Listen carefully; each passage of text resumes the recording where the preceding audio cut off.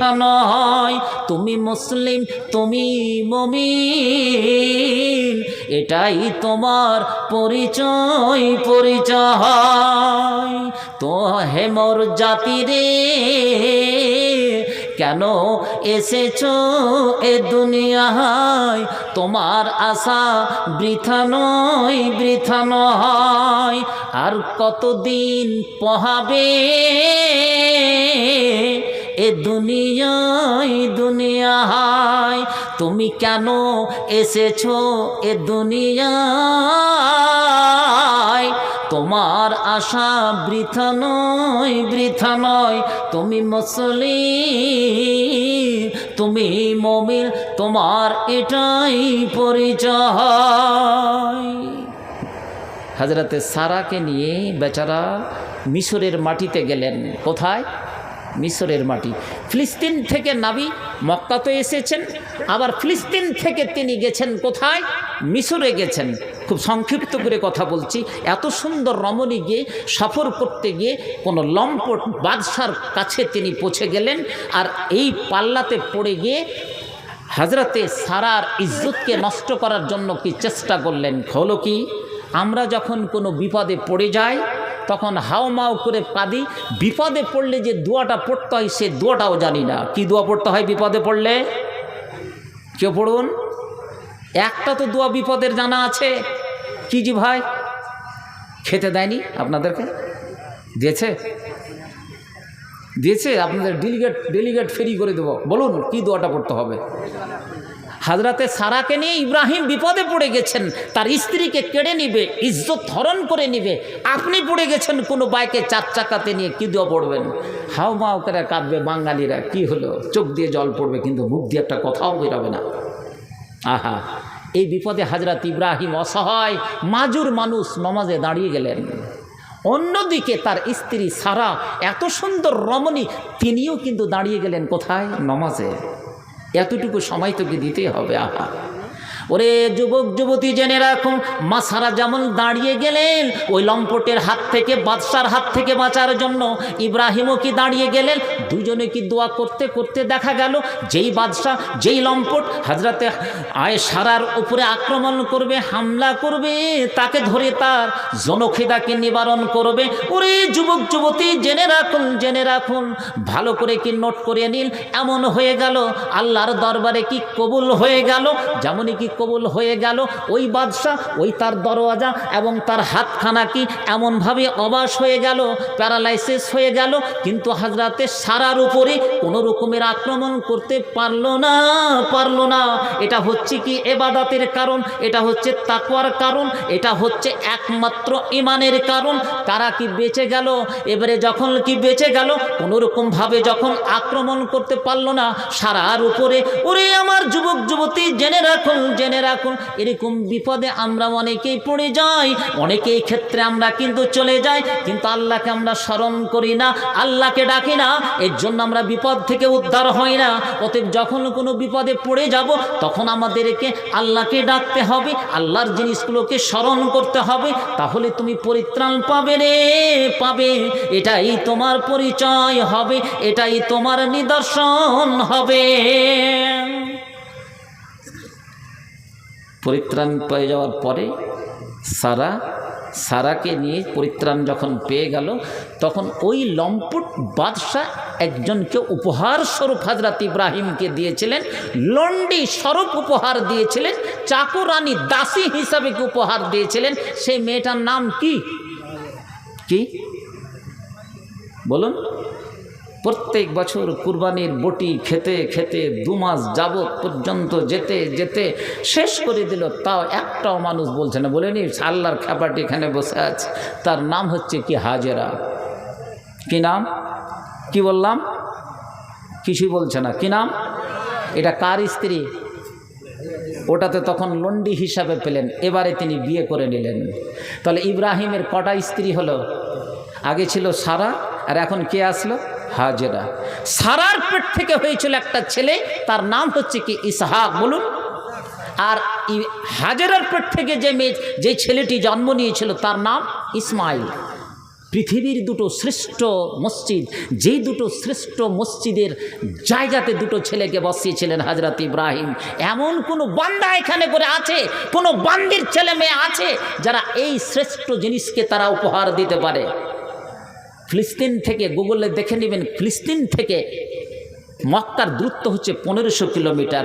পায়ে হেঁটে এসেছিলেন হযরত ইব্রাহিম। 5 বার সেখানে করে তিনি বসিয়ে দিয়েছিলেন নিজস্ব ছেলে হযরত ইসমাইলকে। বলুন আল্লাহু আকবার। সবচাইতে পুরাতন মসজিদ হযরতে, সেটা হচ্ছে কি মসজিদে হারাম। আর মসজিদে আকসাতে বসিয়ে দিয়েছিলেন কাকে? হযরত ইসহাক আলাইহিস সালাতু সালাম। পৃথিবীতে যত নবী এসেছেন, যত নবী এক্সেপ্ট আদম, যত নবী আম্বেকরাম এসেছে, সমস্ত জায়গার গড় কোনটা? ফিলিস্তিন, প্যালেস্টাইন, বাইতুল মাকদেস, যাকে জেরুসালেম বলে, যাকে আরবিতে দারুস সালাম বলে, যাকে ইয়াহুদারা ইরুসালাম বলে, সমস্ত একটাই নাম। আজকে সেই মাটিতে চলছে কই তোলফাড়। কোনোদিন তার ইতিহাস খুলে দেখেছেন? হযরত ইব্রাহিম সেখানে শুয়ে আছেন, হযরত ইব্রাহিম সেখানে শুয়ে আছে, সুলাইমান সেখানে শুয়ে আছে, দাউদ সেখানে শুয়ে আছে, ইউসুফ সেখানে শুয়ে আছে, মুসা সেখানে করে শুয়ে আছে, হযরতে শুআয়ব সেখানে করে শুয়ে আছে। সেই ফিলিস্তিনের মাটিতে পড়ছে হাজার হাজার বোমাকে আজকে পড়ছে কি মিসাইল। আপনি একটাই কথা জেনে রাখবেন যে পৃথিবীর 100%-এর মধ্যে 90% লোক আজকে সেই যদি সামনে এমন একটা যুদ্ধ আসছে, একমাত্র যুদ্ধ 90% লোক জড়িয়ে যাবে, সেটা হবে একমাত্র কি ফিলিস্তিনকে কেন্দ্র করে। নারে তাকবীর। তাহলে এখন থেকে ঈমান তাজা করতে হবে, এখন থেকে তাকওয়া আর আমালকে তাজা করতে হবে, যারা মসজিদ তৈরি করার জন্য কি তৈরি হয়ে আছে। প্রিয় ভাইরা আমার, এটা যেমন তেমন কথা নয়। সেই হযরতে ইব্রাহিম যে পরিশ্রম করে দুটো ছেলেকে সেখানে করে বসিয়েছিলেন, আহা, আপনাকে নিয়ে যাচ্ছি ওই ক্ষেত্রে। এবারে সারা বিয়ে করে নিলেন, সারা বিশ্বের কোরআন মাজিদে বা কোনো হাদিসে এটা কথা বলা হলো না যে বিয়েটা কি অন্যায় ছিল না নাই ছিল। একটা স্ত্রী তো ছিল, তো কি দরকার ছিল আর একটা বিয়ে করার? ওকে লন্ডি হিসাবে দিয়েছিল হাজেরাকে, ওখানেই রাখত। এবারে বাঙালিরা কি বলবে হরিশ্চন্দ্রপুরে, হাজি ভাই দুটো বিয়ে করে নিলে না, কি দরকার ছিল হযরত ইব্রাহিমের? কিন্তু কোরআন মাজিদে কিছু বলল না, বা হাদিসেও কিছু বলেনি, কোনো সমালোচনা গায়নি। আহা, মানুষের যদি প্রয়োজনের খাতিরে একটার জায়গা থেকে যদি দুটা বিয়ে করতে পারে, তিনটা করতে পারে, চারটা করতে পারে, অসুবিধা কিছু আছে? যদি তুমি বারবার তার সঙ্গে যদি ব্যবহার করতে পারো দুটো স্ত্রীর ক্ষেত্রে, তার জন্য শরীয়ত তোমার জন্য কি ব্যবস্থা কি করে রেখেছে। আহা, বিয়ে যদি কোনো ব্যক্তি যদি মতিলালের কোনো লোক করে নাই দ্বিতীয় বিয়ে, তাহলে চায়ের দোকানে সকাল সন্ধ্যায় ও কিন্তু আলোচনার একটা খোরাক হয়ে গেল। আহা, কিন্তু একটা ছেলেকে যখন আমি বিয়ে দিচ্ছি, তার আগে ওই মেয়েটার সঙ্গে প্রেম নিবেদন করছে, করে না? আগে থেকে প্রেম ভালোবাসা শুরু হলো। মেয়েদের পক্ষ থেকে 5375 টাকা। মাশাআল্লাহ, মেয়েদের তরফ থেকে দান এসেছে প্রায় 5000, প্রায় 6000-এর কাছে। একবার নারা হোক, নারে তাকবীর। আপনারাও কি রেডি থাকেন? প্রিয় ভাইরা আমার, দানগুলো যারা যারা উঠাচ্ছেন মেয়েদের কাছ থেকে, যাদের দায়িত্ব দেওয়া আছে মসজিদের দানগুলোকে উঠিয়ে নাকের নাকমাছি, হাতের ব্রাসলেট, পায়ের যতগুলো জিনিস আছে, এটা হলো আসল দান। মেয়েরা মসজিদের জন্য দান করে দিবে, পুরুষের তো আর এগুলো দান নেই। তারা টাকা দিবে, সিমেন্ট দিবে, বালি দিবে, রড দিবে, বিভিন্ন জিনিস দিয়ে কাজ করবে। এবারে বিয়ের আগে প্রেম ভালোবাসা হচ্ছে কি হয় না? হয় না? তো এটা তো কোনো সমস্যা তো নেই, কেউ আলোচনা করে না। হযরত ইব্রাহিম দুটা বিয়ে করে নিলে কোনো আলোচনা নাই কোরআন মাজিদে। আমাদের যুগে ইব্রাহিম পড়লে কিন্তু খাল খিঁচে নিতাম। দুটো বিয়ে করলো। আমি বলতে চাইছি, দ্বিতীয় সংসার করতে গিয়ে তার পিছনে পড়ে যায় সমাজের লোক, পড়ে যায় কি সমস্ত চায়ের দোকানের লোক, এলাকার লোক, বিভিন্ন রকমের সমালোচনা করে লোকটির খাল খিঁচে দেওয়া হয়। কিন্তু আমার ছেলে যে যুবক ছেলের বিয়ে দিচ্ছি, ওই ছেলেটাকে বিয়ে দিলাম ঘটা করে। তার আগে মাসের মাস, কোনো বছরের বছর কোনো মেয়ের সঙ্গে তার প্রেম ভালোবাসা চলছে, তাকে পার্কে নিয়ে ঘুরতে চাচ্ছে, কোনো সমস্যা নেই। বয়ফ্রেন্ড গার্লফ্রেন্ড হিসাবে পার্কে সোনার বাংলাতে যাচ্ছে, আবার শুধু কি তাই, উপহার কি আদান প্রদান হচ্ছে, কোনো সমস্যা নেই। স্ত্রী আছে, পুরুষটা চলে গেছে দিল্লি বম্বে খাটতে, কিংবা এখানেই করি থাকছে, পরকীয়া প্রেমে যেমন পুরুষটা আছে, স্ত্রীটাও কি জড়িয়ে আছে। এই পরকীয়া প্রেম হচ্ছে, সমাজ সবাই যাচ্ছে, কিন্তু কোনো আলোচনা নেই, কোনো সমস্যা নেই। দ্বিতীয় সংসার করলে সমস্যা। তোমাকে এটা কে বলেছে লাইসেন্স? যার দলিল আছে সেটা তুমি আলোচনা করে তার মূল্যবান নেকি তুমি শেষ করে দিচ্ছ। কিন্তু এতগুলো যে সমস্যা আজকে চলছে, অসুবিধা কি? একজন মানুষ যদি অসহায় কোনো মেয়েকে বিয়ে করে, মেয়েটা ঘর পাবে কি পাবে না? কথা বলুন, পাবে না? আচ্ছা, একটা বিধবা মেয়ে যার স্বামী মারা গেছে, বেচারার কেউ দেখার নেই, কেউ যদি বিয়ে শাদী করে দ্বিতীয় সংসার, তাকে যদি আশ্রয় দেওয়ার জন্য করতে পারবে কি পারবে না? এই লোকটা কি চায়ের দোকানের খোরাক হবে? শরীয়ত যেটা বলছে, একটা মেয়েকে তালাক দিয়ে দিয়েছে, কোনো পথ নেই, কিছু নেই, মেয়েটা আজকে বাড়িতে জি চোখের জল ফেলে কি জীবিকা অর্জন করছে।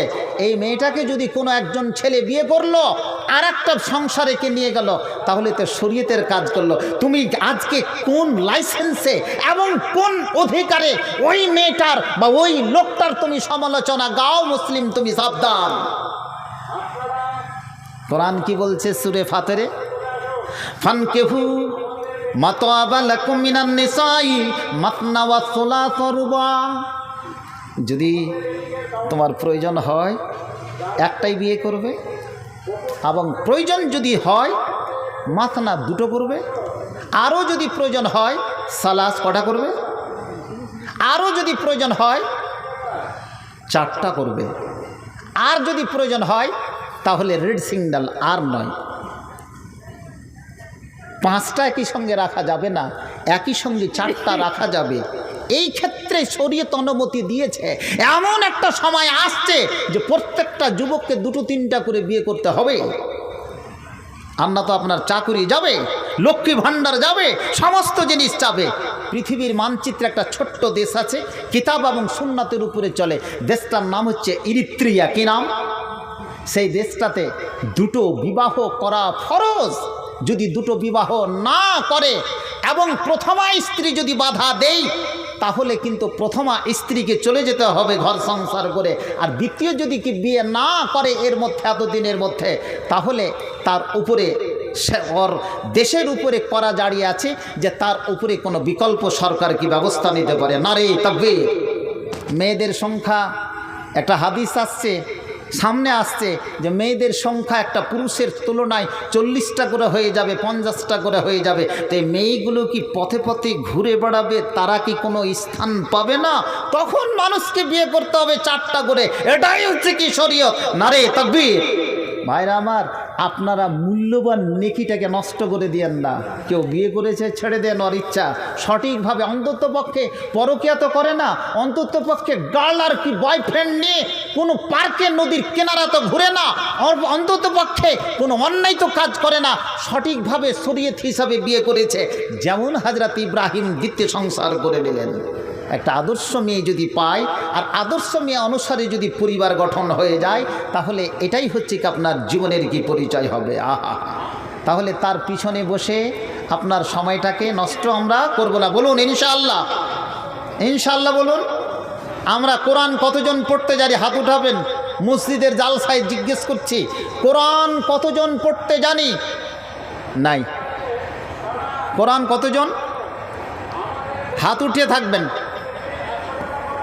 কটা আছে? 3টা। দেখেন না সভাপতি সাহেব, জালসা কাকে শোনাবো? লাভ কি আছে? কইছে আমরা তো কোরআন পড়ার জন্য করি না, মসজিদের টাইলস নাই যার জন্য জালসা করছি। ওইটা করে দাও মাওলানা। এবারে কোরআন কে পড়বে আর না পড়বে কি, বছরে একটা করে জালসা করব, 6টা করে গরু কিনবো, আর 6 দুগুনি 12 কুইন্টাল 14 কুইন্টাল করে মাংস খেয়ে নিব। এটাই হচ্ছে কি শরীয়ত, এটাই হচ্ছে কি আমাদের কাজ হবে। প্রিয় ভাইরা আমার, সাবধান, আমরা এমন কিছু অতিরঞ্জিত কাজ করতে না যাব যে যেখানে করে কাজ না হয়। আহা, একটা মেয়ে কতদূর পর্যন্ত কি করতে পারে? হা হা হা, কি অবস্থা দিয়েছে, কি কাজ করেছে। দুটো দৃষ্টান্ত দিলাম, শুধু হজরতে লুতের স্ত্রী এবং হজরতে নোহের স্ত্রী এবং হজরতে ইব্রাহিমের দুটো স্ত্রীর কি দৃষ্টান্ত দিলাম, আর দুটো মেয়ের দৃষ্টান্ত দিয়ে আমার বক্তৃতার শেষ উপসংহারে যাচ্ছি। আপনি যদি সত্যিকারই আল্লাহর একজন বান্দাবান্দি হন, আপনাকে ঠিক সেই জায়গাতে পৌঁছিয়ে দিবে, আপনাকে সেই জায়গাতে পৌঁছে দিবে। ছেলেকে যদি সেইভাবে কি শিক্ষা তালিম দিয়ে থাকে, তাহলে ঠিক আপনার কাছে পৌঁছে দিবে আপনার চোখের নয়ন মনি করি চোখের ক্ষেত্রে।